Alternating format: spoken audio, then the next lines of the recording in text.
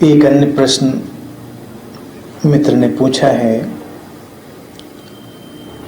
लिखते हैं ध्यान में विचार ही विचार घेरे रहते हैं, कृपया मार्गदर्शन करें कि विचारों से ऊपर कैसे उठें।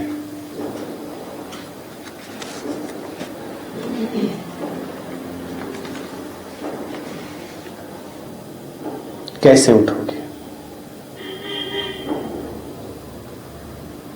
बस उठ जाओ।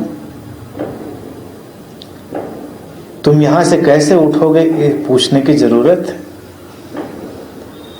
कभी जब तुम शारीरिक रूप से ऊपर उठते हो तो नहीं पूछते कि जमीन में मैं बैठा हूं कैसे ऊपर उठूं। उठ जाते हो क्योंकि तुम उठना ही नहीं चाहते। विचार घेरे हैं, विचारों में रस है। जिस दिन तुम्हें ये समझ में आ जाएगा कि विचारों में रस लेने जैसा क्या है, तुम ऊपर उठ जाओ। जो नहीं हो पा रहा है तुम इतना ही समझना कि उसका भाव पूरा नहीं। जीवन में जो नहीं घट रहा है उसमें कोई बाधा नहीं है। तुम बाधा तलाशते हो तो बाहर निकल जाते हो, जैसे कहीं बाहर कोई बाधा होगी। एक ही बाधा है कि वो भाव पूरा नहीं होगा।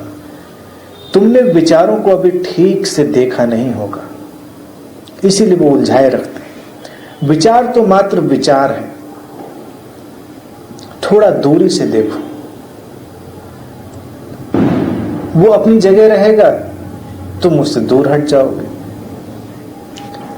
तुमने ये सुन लिया है कि साधक के अंतर मन से विचार विदा हो जाते हैं, शून्य हो जाता है, कोई विचार नहीं होता। तुमने निर्विचार शब्द सुन लिया है, पहली तो बीमारी यहां से पैदा हो गई।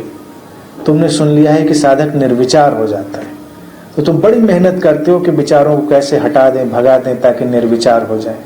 मैं तुमको बताना चाहता हूं, निर्विचार स्थिति का तात्पर्य है presence of thought and detachment. विचारों की उपस्थिति और उनसे तादाद में टूट जाना, उनसे दूरी पैदा हो जाना।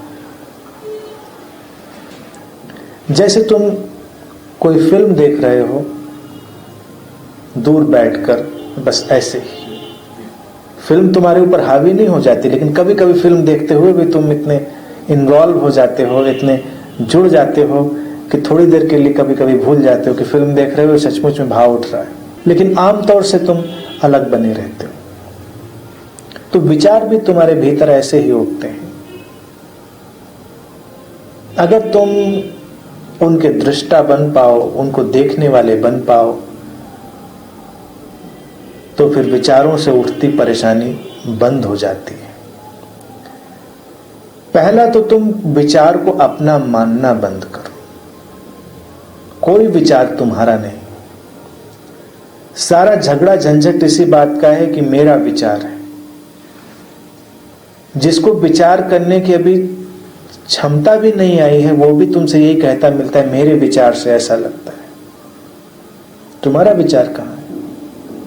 विचार बह रहे हैं, जैसे हवा बहती है ऐसे ही विचार बह रहे हैं। एक साधक बस एक दिन ये जान लेता है, विचार है, न मेरा कोई विचार है न तुम्हारा कोई विचार है। तो पहली बात तो जीवन के करीब करीब सारे झगड़े झंझट तो ही खत्म हो जाते हैं। धार्मिक लोगों के सारे झगड़े झंझट ऐसे हैं कि इस्लाम का विचार ये है, हिंदू का विचार ये है, सिख का विचार ये है, सूफी का ये, जैन का ये, उनका ये, इनका ये। फिर सब विचार टकरा जाते हैं एक दूसरे में, क्योंकि तुमने माना कि मेरा विचार। फिर जब तुम किसी विचार को अपना मान लेते हो तो दूसरे को मनवाने की चेष्टा में पड़ जाते हो।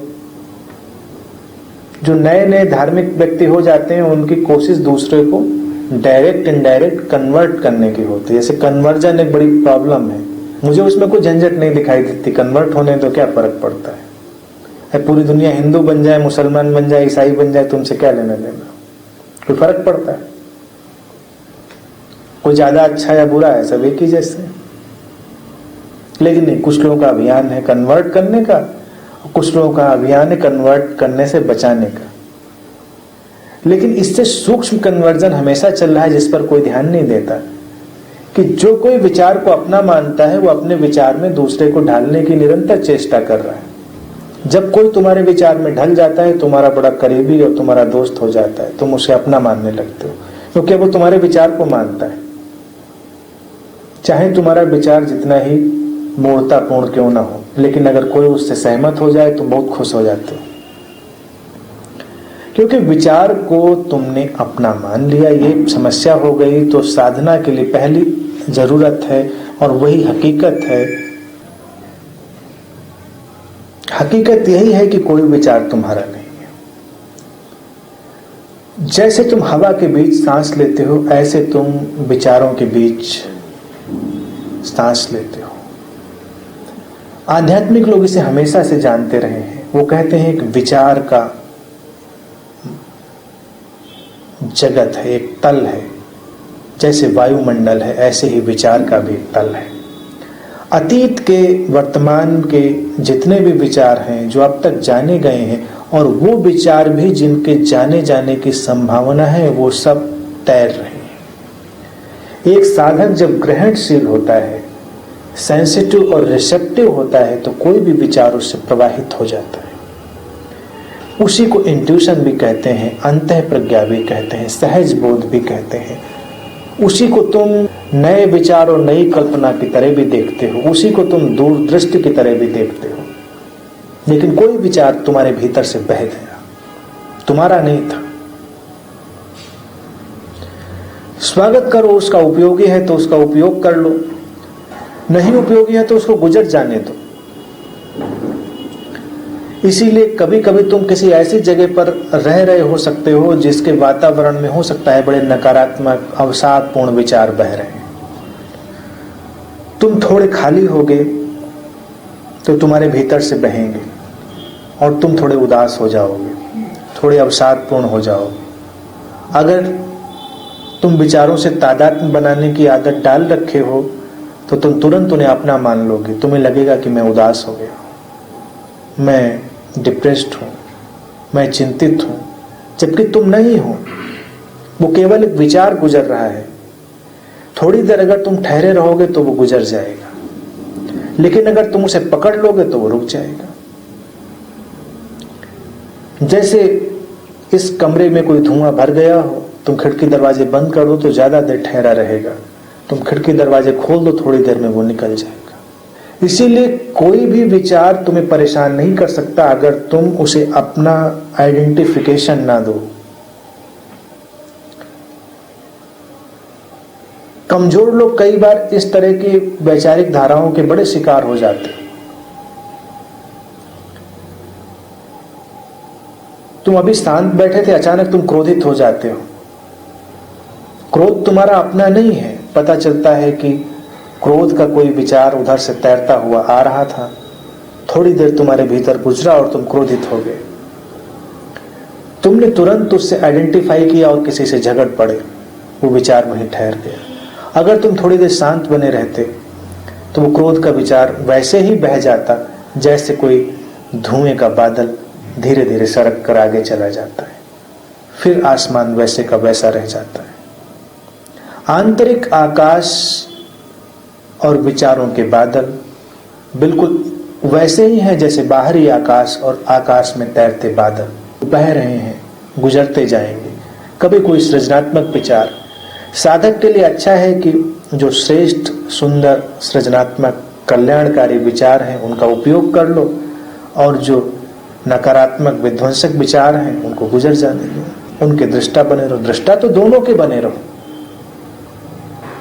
आइडेंटिफिकेशन तो किसी से भी मत करो, लेकिन श्रेष्ठ का उपयोग कर लो और अश्रेष्ठ को विदा हो जाने दो। काम, क्रोध, लोभ, मोह, ईर्ष्या, कैसे भी विचार तुम्हारे भीतर बाहर से आ सकते हैं, आते भी हैं। इससे सावधान रहना चाहिए, वो तुम्हारे अपने नहीं है। इसीलिए जब कोई ध्यान में बैठता है तो विचार उसे बहुत परेशान करते हैं, उतने जितने कभी सामान्यतया नहीं करते, क्योंकि जैसे तुम ध्यान में थोड़े शांत होते हो तो आसपास के विचार की तरंगों के प्रति तुम ज्यादा खुल जाते हो, वो तुम्हें ज्यादा अनुभव में आने लगती है। तुम्हारी परेशानी विचारों की नहीं है, तुम्हारी परेशानी विचारों से तादात्म्य करने की है, उनसे अटैच हो जाने की, आइडेंटिफाई कर लेने की। अब जैसे इस कमरे में बहुत से लोग हो सकते हैं, बहुत सा सामान हो सकता है और रोशनी बहुत कम है, तो तुम्हें नहीं दिखाई देगा। धीरे धीरे अगर रोशनी बढ़े तो तुम्हें बहुत कुछ दिखाई देगा, अच्छा इतने लोग बैठे हैं, इतना सामान है। ऐसे ही जब ध्यान में कोई व्यक्ति होता है तो ध्यान की रोशनी जैसे जैसे बढ़ती है, आसपास के विचार बहुत अधिक मात्रा में दिखाई देने लगते हैं। वो पहले से ही वहां पर है, अब तुम उनके प्रति खुल गए हो। कोशिश करो कि उनसे दूर बने रहो। वो बहेंगे फिर दूसरे विचार आ जाएंगे, वो बहते ही रहते हैं। 24 घंटे में इसीलिए तुम एक जैसे विचारों में न रह सकते हो, न रह सकने की कोई संभावना है। वो हवाओं की तरह से बह रहे।